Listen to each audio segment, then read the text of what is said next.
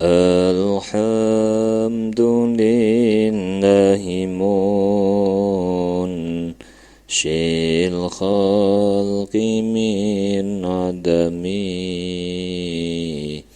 Thumma salatu ala al-mukhtari fil qidami Amin tadhakuri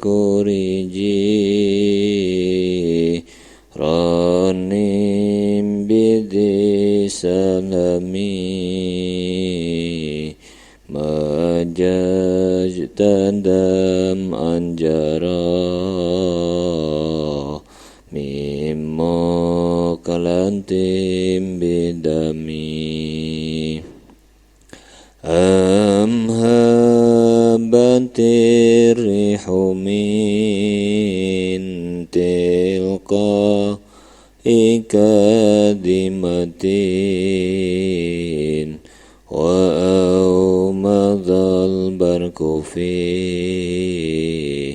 dhalma'i min idami Fama li'ainaika in kultak fufahamata Wa ma liqalbika in kultas tafiq yahimi Maula Ya salli wa sallim iman abada ala habibika khairil khalqi kullihimi Huwal habibul ladzi turja syafa'atuhu likulli hawli minal ahwa limuqtahami Ya Rabbi bil Mustafa baligh maqasidana waghfir lana ma madha ya wasi'al karami Assalamualaikum warahmatullahi wabarakatuh. Bismillahirrahmanirrahim. Subhanakallahumma Rabbana la ilma lana illa ma 'allamtana innaka antal alimul hakim wa tub 'alaina innaka antat tawwabur rahim wa taqabbal minna innaka antas samiul alim allimna min ladunka ilman nafi'ah ya dzal jalali wal ikram. Al-Fatihah. A'udzu billahi minasyaitonir rajim.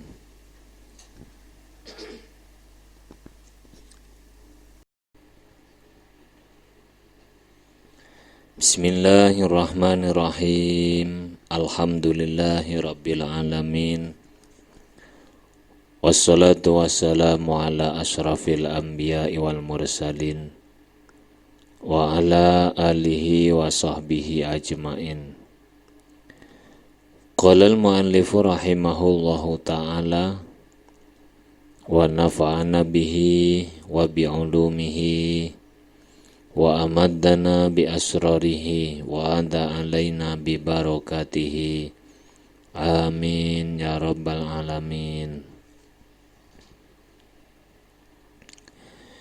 Bismillahirrahmanirrahim.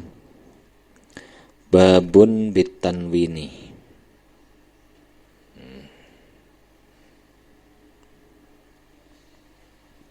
Utawi iki iku ana bab.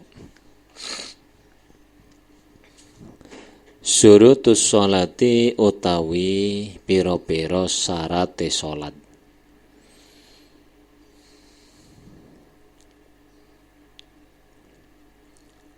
Syarat itu apa, Pak? Menurut bahasa adalah menghubungkan sesuatu dengan sesuatu yang lain, itu namanya syarat secara bahasa. Sedangkan menurut istilah adalah ma yalzamu min adamihil adam wala yalzamu min wujudihi wujud wala adam. Syarat itu adalah sesuatu yang tidak adanya menetapkan tidak adanya yang lain, dan keberadaannya tidak menetapkan ada atau tidak adanya yang lain melihat zatnya sendiri.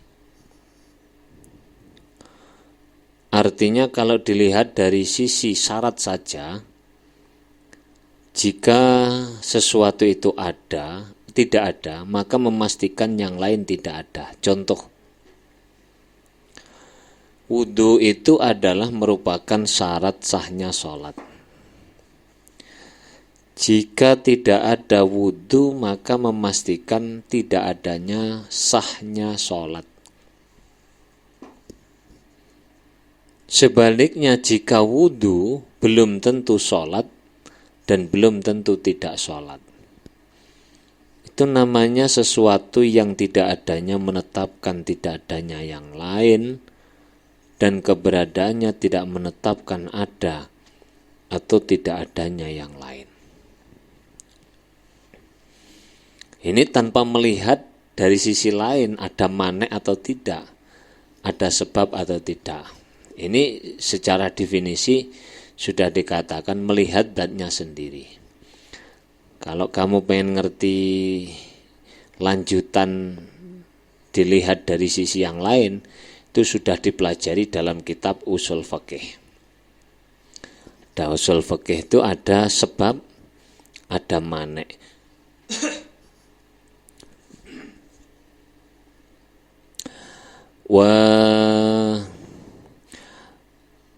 Syaratnya iku ma'rifatu waktin, ngaweruhi mlebune waktu.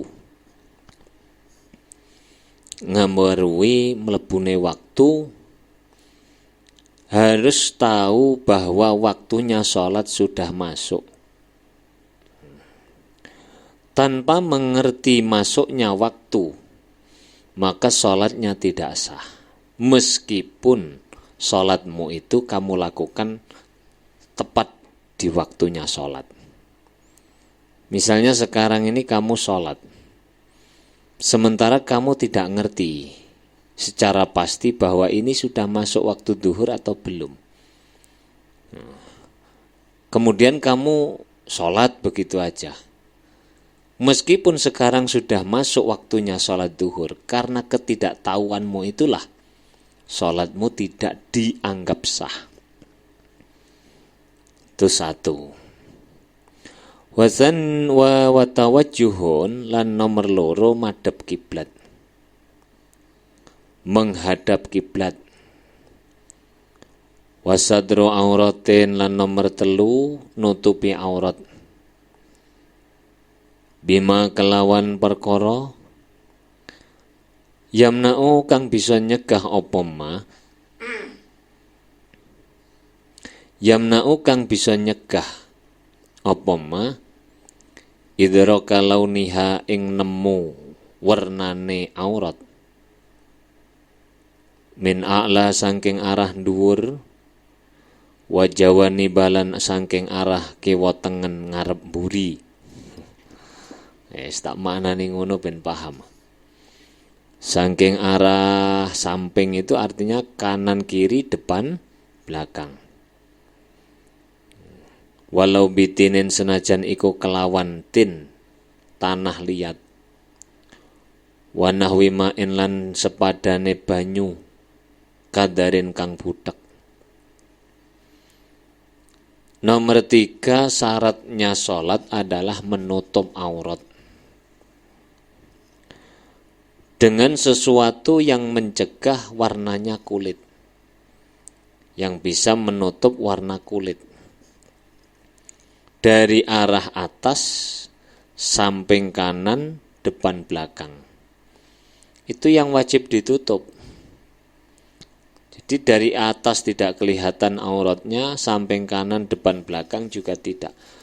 Seandainya ada orang sholat dari bawah auratnya dapat dilihat, semisal kamu sholat di rumah panggung di mana lantainya itu tidak rapat, kamu lihat dari bawah masih kelihatan, apakah itu sah? Sah. Kenapa sah? Karena menutup aurat yang wajib itu dari atas, samping kanan, depan, belakang, tidak dari arah bawah. Lah menutup aurat yang bisa menutupi warna kulit itu baik terdiri dari tanah liat atau semisal air yang keruh. Apa semisal air yang keruh? Seperti cat.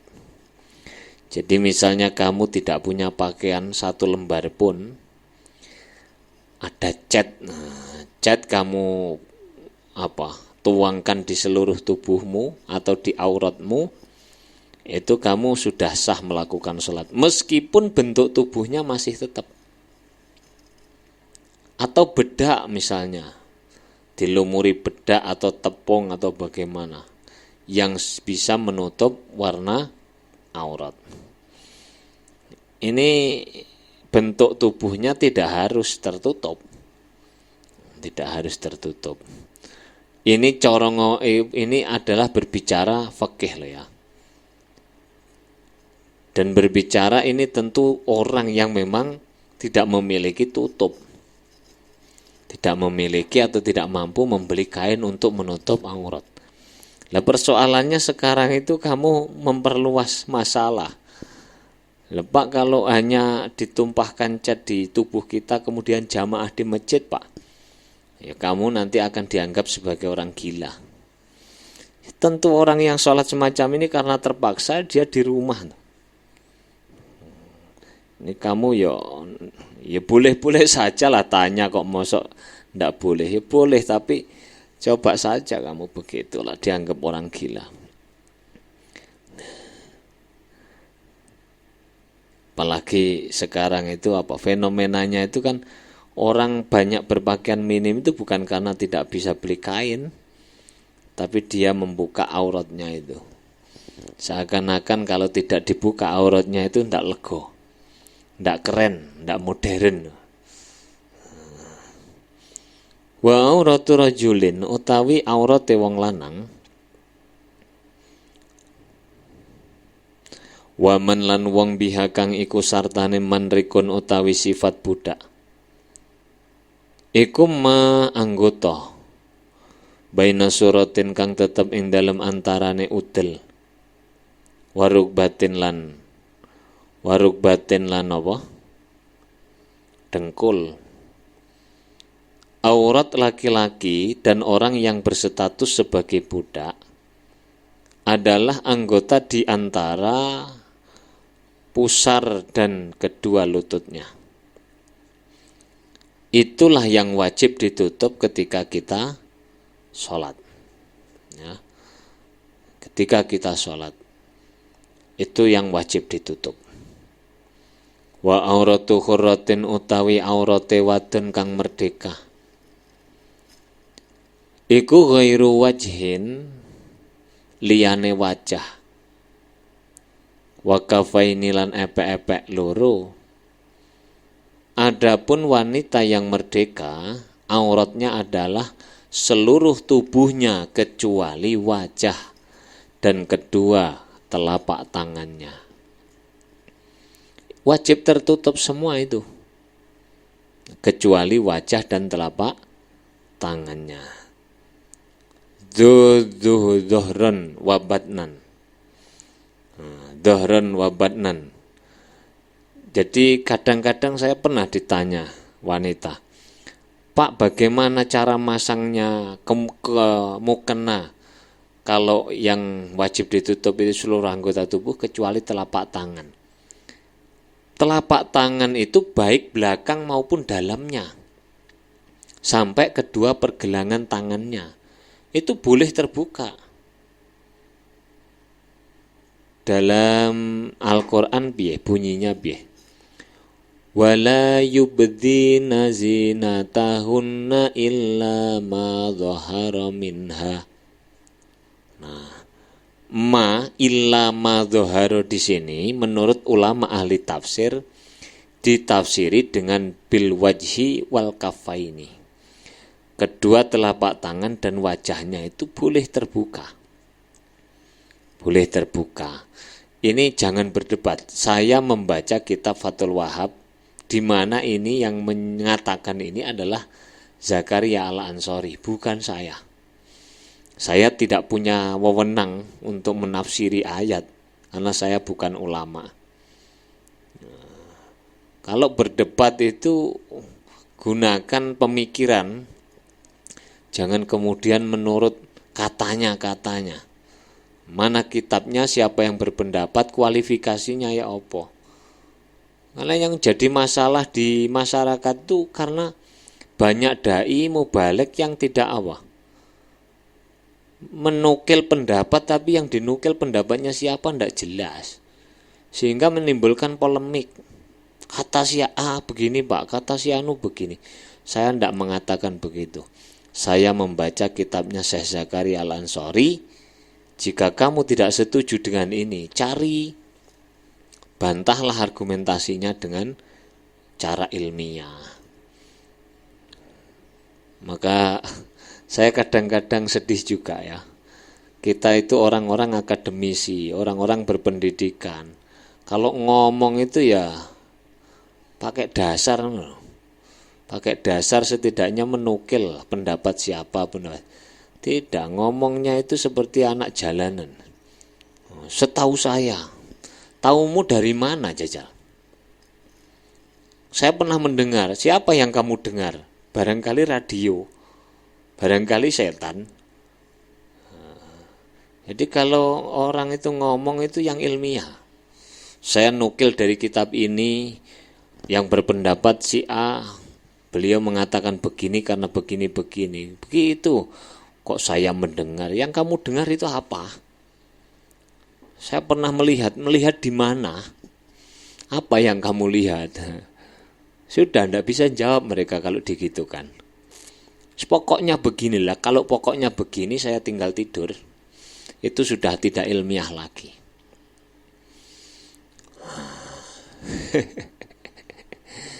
Orang kok iso. Jadi ini adalah dikatakan Imam Zakaria dhuhran wa batnan.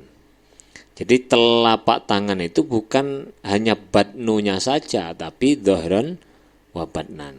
Dan ini masih banyak yang salah paham di antara kita itu. Jadi menurut mereka, bagaimana Pak cara menutup jari-jari yang belakang? Kalau yang jari-jari dalam kan sudah harus dibuka. Yang belakang itu juga boleh dibuka, tidak harus ditutup sampai pergelangan tangan. Walahulan iku tetep kedue wong sadru ba'diha utawi nutupi sebagiane aurat. Wa khunsa utawi wong wandu iku kaunsa madani wong wadon. Khunsa itu orang apa itu namanya? Waria ya. Wandu yang asli, bukan yang dibuat-buat.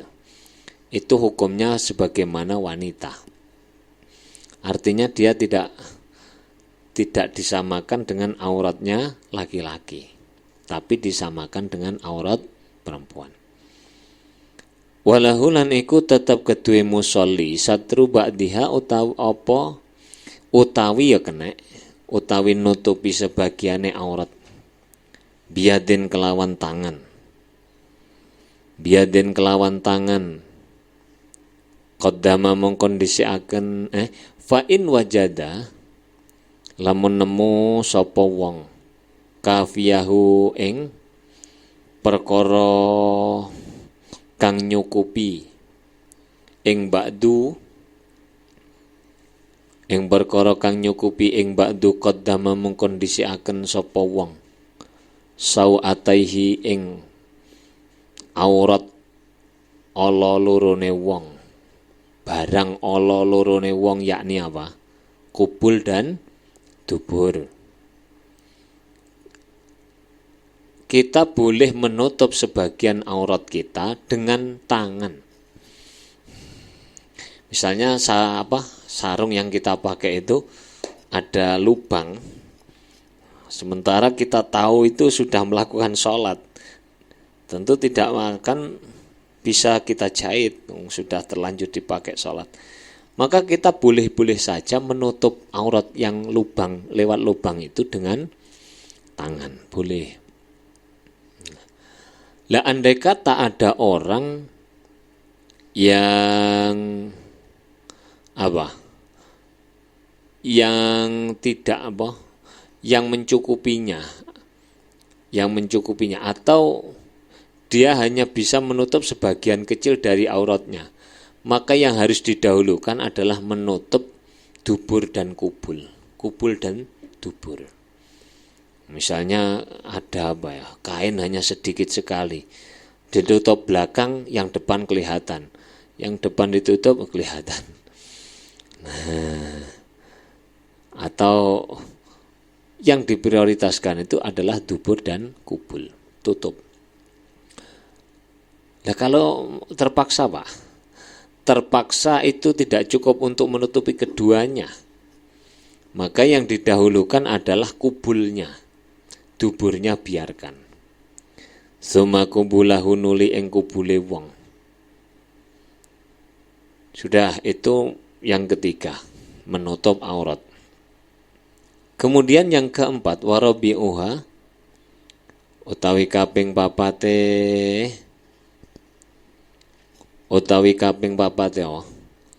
surut iku ilmun ngaweruhi bikaifiyatiha kelawan tata carane salat. Yang keempat adalah mengerti tentang tata cara salat. Artinya dia harus mengerti mana yang fardu, mana yang sunnah, mana yang mubaat, mana yang hayat. Harus bisa membedakan, ini fardu harus saya lakukan, ini sunnah boleh saya tinggalkan. Itu harus ngerti. Ya, itu namanya ilmun bikaifiyatiha. Wadu wa tuhru hadasin, lan suci saking hadas. Lan suci saking hadas. Fa in sabaqala muno ketlanjur sapa wong hu ing hadas, batalat mongko batal apa salat. Batalat mongko batal apa salat. Andai kata dia yang nomor 5, suci dari hadas, baik hadas kecil maupun hadas besar. Andaikan dia tidak sengaja hadas karena kentut misalnya, sudah ditahan-tahan kok masih lepas, maka sholatnya batal. Wadab dulu lan batal apa sholat bimunafin sebab perkara kang nafeaken sholat, arodo kang anyar teko apa munafin, la bila taksirin ora lamuno teko kelawan tanpa pepeko. Sholat menjadi batal karena sesuatu yang menafikan sholat yang baru datang. Misalnya begini, kita sudah sholat membaca Fatihah, sudah dapat 2 rakaat. Kita tadi kan disyaratkan suci dari hadas maupun najis. tiba-tiba ada cecak itu apa? Cecak itu nelek mengenai kita. Maka itu membatalkan sholat. Itu namanya najis yang baru datang. Atau hadas yang baru datang seperti tadi. Di tengah-tengah sholat kentut. Maka kita apa? Sholatnya batal. La in aroda bila taksirin. Nah, kalau masalah urusan apa? Urusan apa namanya? Terbukanya aurat tidak batal jika terbukanya aurat itu tanpa apa? Kesengajaan dari kita. Misalnya apa? Ada angin yang sangat kencang, tiba-tiba mukenanya naik semuanya. Akhirnya auratnya terbuka semua. Syaratnya apa? Wadafa'alan lan nyegah sapa wong hu ing apa? Hu ing munafin halan halih saknalika. Begitu mukena kamu misalnya terbuka kena angin, itu harus langsung kamu kembalikan. Jangan kemudian kamu menikmati, Masya Allah segernya. Aurat terbuka kamu bilang segernya. Itu batal, itu namanya taksir. Taksir, sembrono. Sembrono. Kalau terbuka ya, atau misalnya tidak karena angin, kita buat rukuk, sobek itu sarungnya, maka harus segera kita apa? Tutup. Kita tutup, kita benahi. Sudah, ini apa? Bersih dari hadas. Wazad disuha utawi kaping 6 surut iku tuhru najisin, suci saking najis, fi mahmulin ing dalem barang kang den gawa, wa badanin lan ing dalem awak, wa mulaqi himalan kang lan perkara kang tetemu ing mahmul lan badan. Syarat yang keenam, harus suci dari najis, baik di dalam barang yang kita bawa atau tubuh kita, atau sesuatu yang bertemu dengan mahmul dan badan. Mahmul itu ya termasuk misalnya kopiah kita itu mahmul, sorban kita mahmul, kelambi ya kelambi, baju mahmul. Wa mulaqihima atau sesuatu yang ketemu, misalnya sajadah. Ini adalah apa? Harus suci, harus suci. Walau najasa lamun najis apa ba'du syai'in, sebagiane swiji-wiji minha kang tetep saking mahmul badan wa mulaqihima, wajah wajuhilalan ora den werwi apa ba'du ora den werwi apa ba'du wajaba mongko wajib apa ghuslu kullihi, basuh sekabehane ba'du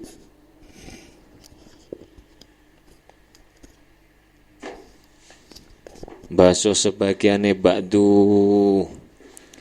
Kita 3 hal ini mahmul itu termasuk pakaian, kopiah, atau tempat yang kita apa? Yang kita apa tadi? Yang kita gunakan untuk sholat itu. Ini semua harus suci dari najis. Andai kata pakaian kita terkena najis di satu titik, di mana titik itu kita tidak ngerti tepatnya di mana. Tapi jelas kamu ngerti kalau ini tadi terpercik oleh air kencing misalnya. Ini terkena najis loh Pak, sarung sampean itu. Di mana letaknya? Nggak ngerti, pokoknya jelas terkena najis. Kalau kita nggak ngerti begitu, maka wajib membasuh keseluruhannya. wajib membasuh keseluruhannya.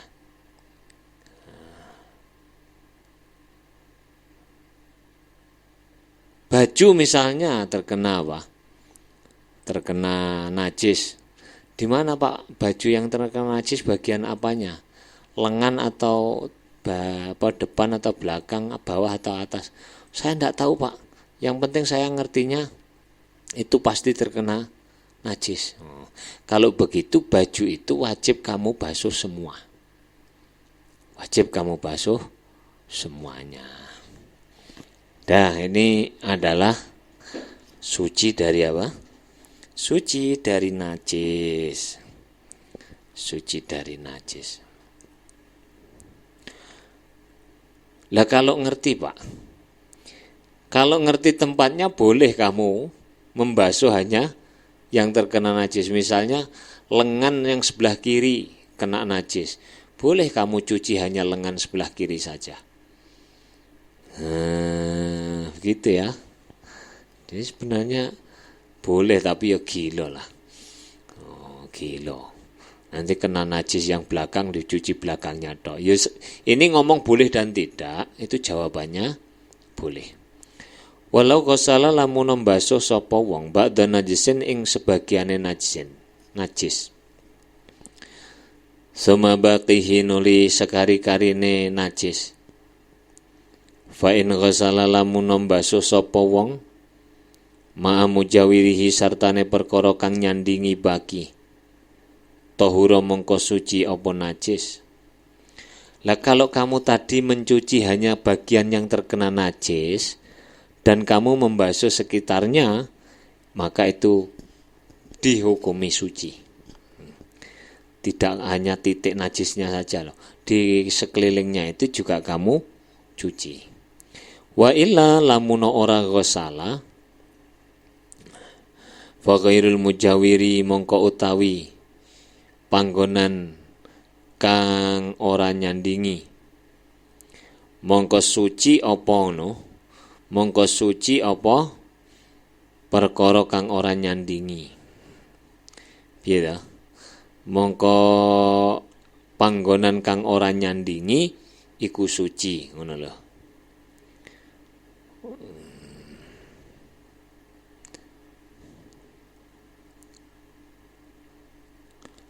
Wala tasihhu lan ora sah apa salatu nahwi qabidin. Salate umpamane wong kang gegem. Tarafa mutasilin ing pucuk kang sambung binajsin kelawan najis. Salatnya orang yang menggenggam sesuatu yang bertemu dengan najis, itu salatnya tidak sah. Misalnya begini. Kamu punya kambing atau punya kuda atau punya hewan apapun lah, kamu ikat dengan tali yang panjang. Kambingnya di luar masjid, kamu di dalam masjid memegang tampar yang sambung dengan kambing itu. Kalau kamu genggam dengan tanganmu, maka kamu tidak sah sholatnya. Kenapa? Meskipun kamu memegang tali yang panjang itu, tapi itu dihukumi bertemu dengan sesuatu yang najis. Meskipun tidak bergerak, sebab kamu gerak. Misalnya begini ya, kalau kemarin kan saya jelaskan, mahmul yang tidak boleh digunakan dibuat sujud itu adalah mahmul yang bergerak karena gerakan kita. Kalau mahmulnya tidak bergerak, maka boleh kita gunakan untuk alas sebagai alas sujud. Kalau di dalam masalah ini tidak begitu. Baik mahmul yang kamu pegang talinya itu bergerak sebab gerakanmu atau tidak bergerak sebab gerakanmu, tetap tidak boleh. Tetap tidak boleh. Itu begitu, beda ya. Kemarin dengan bab sujud dengan ini beda. Apa alasannya? Ini mutasilun bin najisin. Ini ketemu dengan najis. Wala yadzurulan orang bahayani apa najisun. Najis yuhadhi kang manceri apa najis hu ing wong. Lah kalau hanya sekedar kamu sholat berada di tempat yang lurus dengan najis begitu saja, tapi tempatmu suci, hanya berada lurus dengan najis, tidak masalah. Tidak masalah.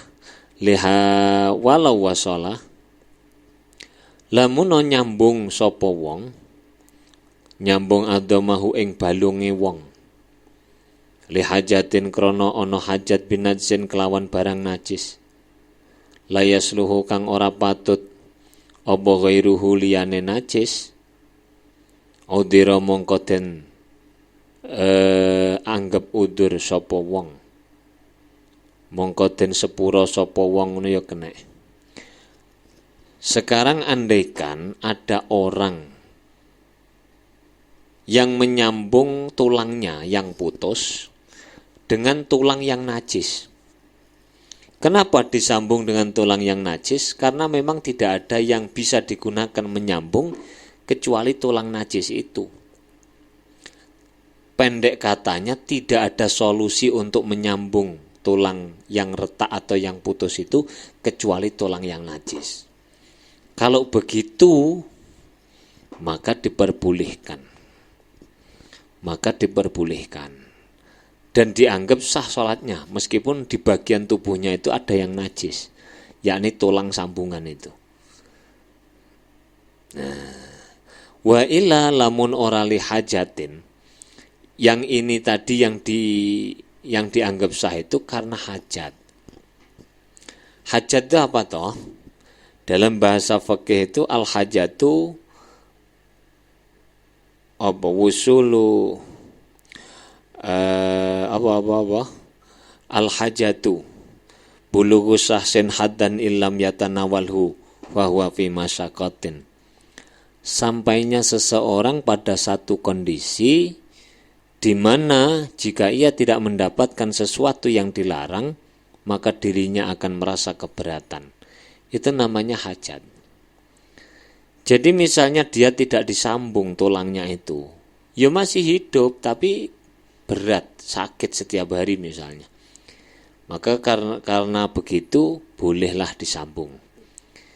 Tapi kalau tidak disambung itu tidak ada masyakot, maka dia tidak diperbolehkan menyambung tulangnya dengan sesuatu yang najis. Wa illa lamuna ora li hajatin wajaba mongko wajib apa naz'uhu nyopot najis. Kalau sudah terlanjur dipasang, Pak, ya harus dicopot.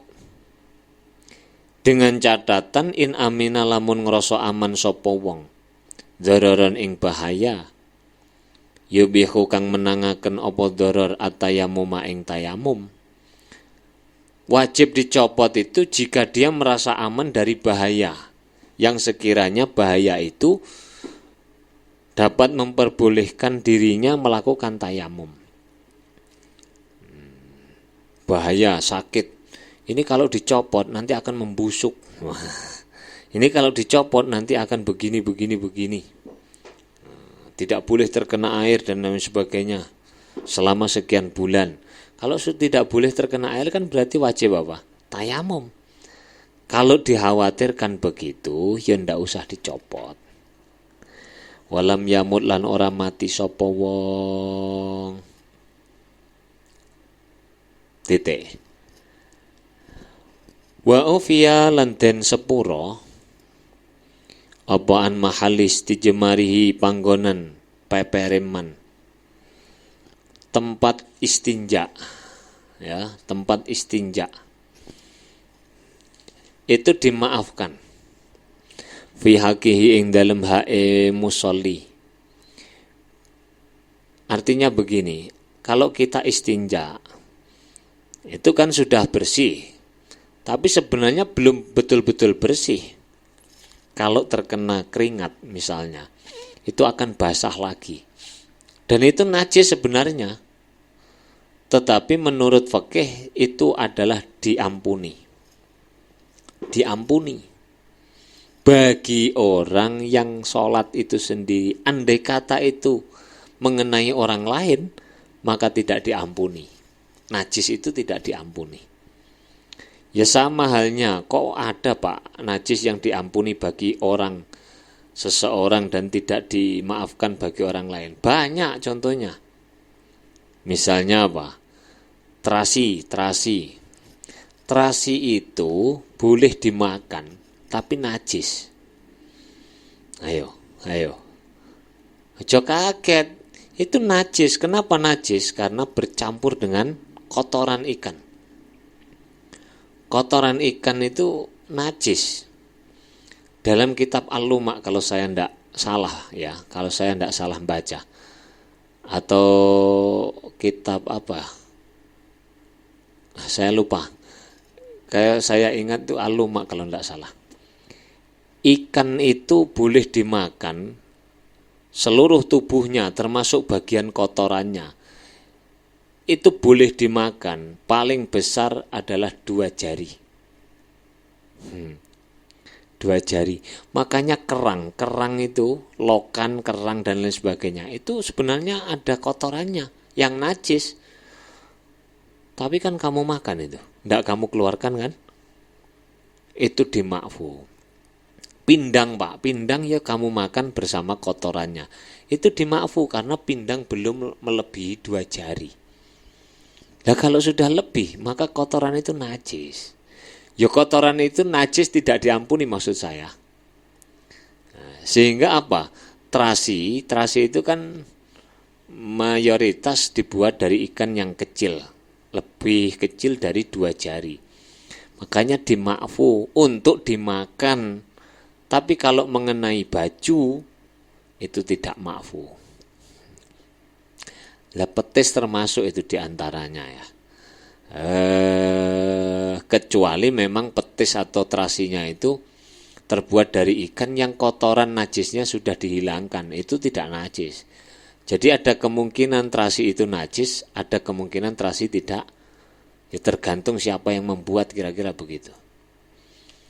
Nah, ini adalah istijmar, mahalul istijmar. Jika berkeringat basah lagi itu najis apa enggak? Najis. Dimakfu untuk dirimu sendiri. Tapi kalau mengenai orang lain, maka itu menjadi tidak makfu. Wa ufiyalan den sepuro. Apa amma perkara asura kang angel apa mah? Ngene, asura kang angel apa al ikhtirazu ngreksa minhu saking mah. Ghaliban ing dalam kaprai. Ghaliban ing dalam kaprai mintine nyatanen dute dalan. Mintine syari'en saking dute dalan raya. Min saubin saking najisin kang najis yakinan kelawan yakin. Sesuatu yang sulit dijaga. Menurut kebiasaannya sulit dijaga. Misalnya debu yang ada di jalan raya atau tanah liat yang ada di jalan raya yang jelas-jelas najis. Itu misalnya mengenai kita itu dimakfu. Misalnya hujan terpecik ke jalan kan terus mantul nyiprati pakaian kita. Ini dimakfu. Kan jalan raya itu kadang bannya trek, bannya bis itu dikencingi oleh sopir-sopir. Kalau hujan kan terus terkena berlinang di jalan-jalan. Itu najis. Tapi karena ini sulit dihindari maka dimakfu. Wa yakhtalifu lan dadi beda-beda. Apa makfu anhu waktan ing dalem waktu. Wa mahalan lan ing dalem panggonane. Min saubin saking pakaian wa badanin lan awak. Maksudnya bagaimana? Hukum makfunya ini dilihat dari situasi dan kondisi yang ada. Misalnya tadi terasi misalnya. Itu najis kalau kena pakaian, berarti tempatnya. Tapi kalau dimakan tidak. Debu jalan raya najis misalnya kalau waktu musim penghujan. Kalau waktu kemarau tidak najis.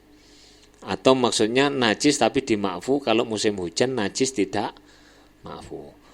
Jadi ada kaidah bagaimana itu? Perubahan hukum bisa berubah menurut situasi dan kondisi dan tempatnya.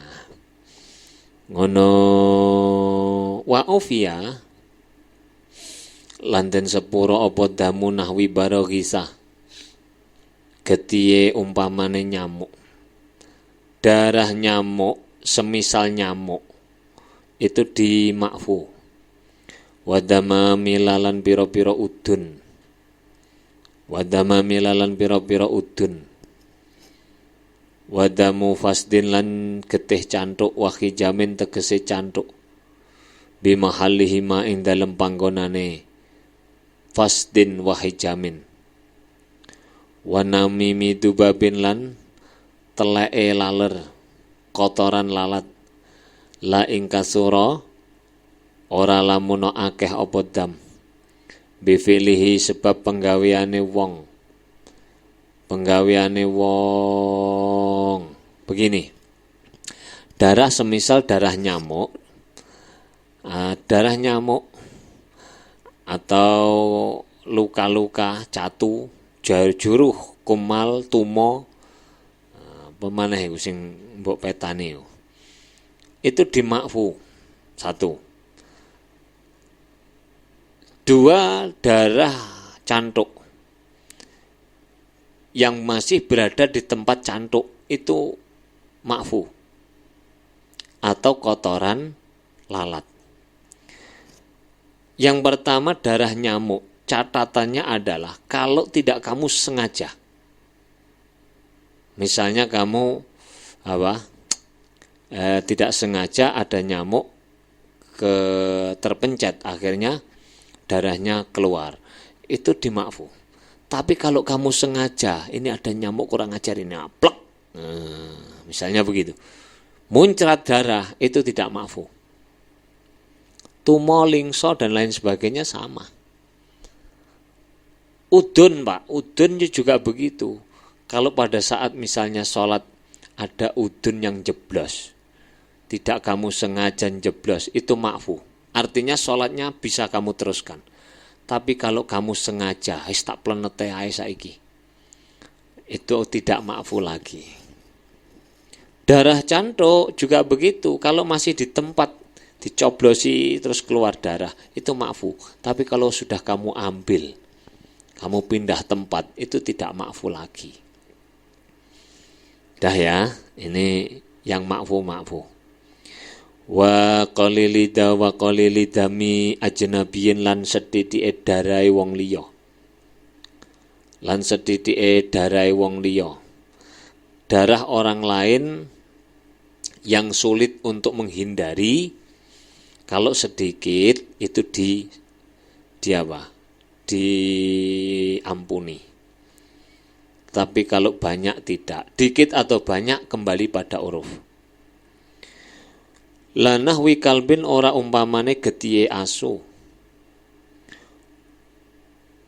Wa kadamilan iku kaya umpamane getih.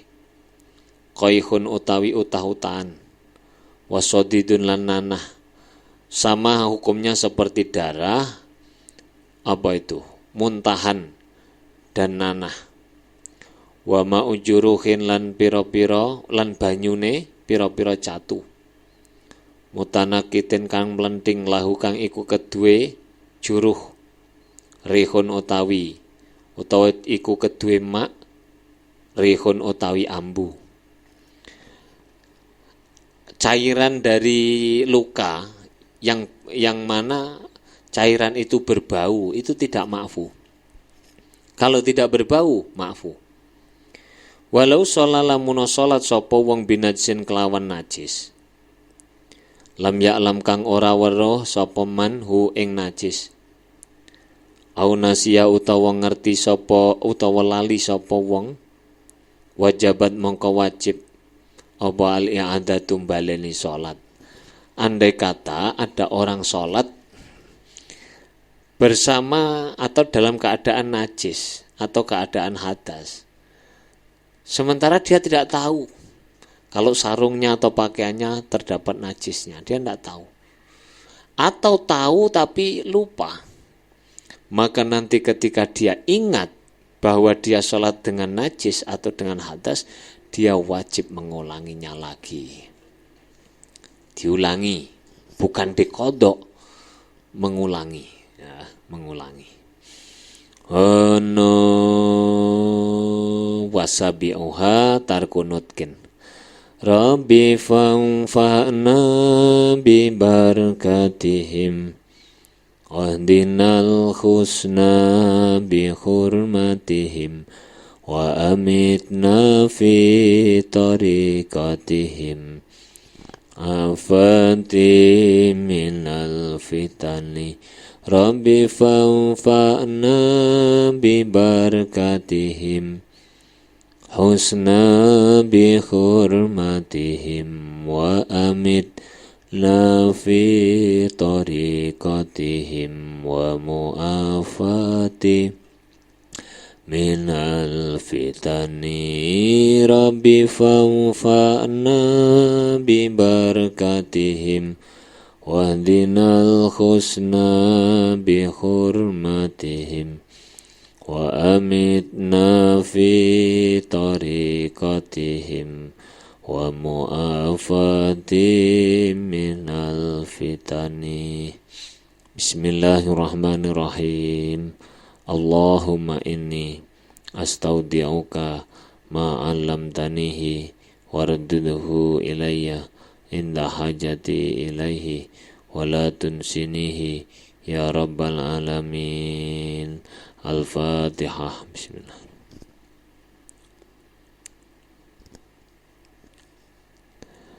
Assalamualaikum warahmatullahi wabarakatuh.